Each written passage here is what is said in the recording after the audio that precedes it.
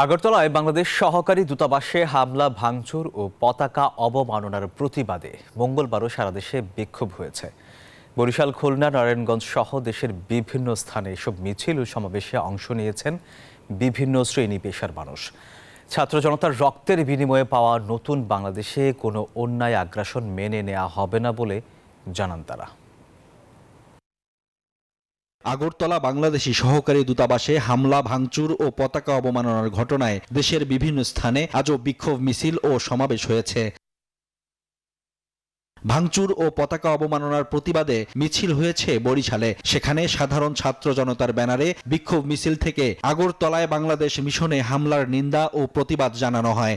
আগ্রাসন বন্ধ না করে তাইলে আমরা 9 মাস না 9 বছরও যদি ভারতের বিরুদ্ধে যুদ্ধ করতে প্রয়োজন হয়, আমরা যুদ্ধ করে ভারতের আগ্রাসন বন্ধ করে দিব ইনশাআল্লাহ। আমাদের জাতীয় পতাকাকে অবমাননা করেছে, যার জন্য আমরা আজকে তীব্র প্রতিবাদ এবং নিন্দা জানানোর জন্যই আজকে এই ছাত্র সমাজ রাজপথে এনেছে।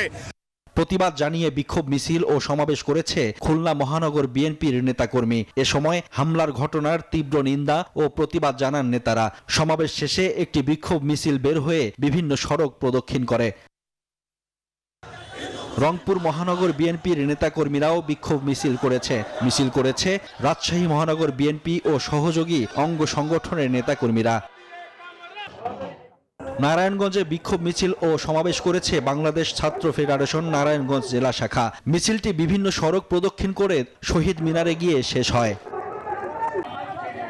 এছাড়া চট্টগ্রাম, যশোর, বগুড়া সহ দেশের বিভিন্ন স্থানে প্রতিবাদ মিছিল করেছে রাজনৈতিক নেতাকর্মী সহ বিভিন্ন শ্রেণী পেশার মানুষ। সোমবার আগরতলায় ইসকনের সাবেক নেতা চিন্ময় দাসের গ্রেপ্তারের প্রতিবাদে কর্মসূচি দেয় হিন্দু সংগ্রাম স্মৃতি নামের সংগঠন। পরে বাংলাদেশ সহকারী হাইকমিশনে স্মারকলিপি দিতে গিয়ে হামলা, ভাঙচুর এবং অগ্নিসংযোগ করা হয়।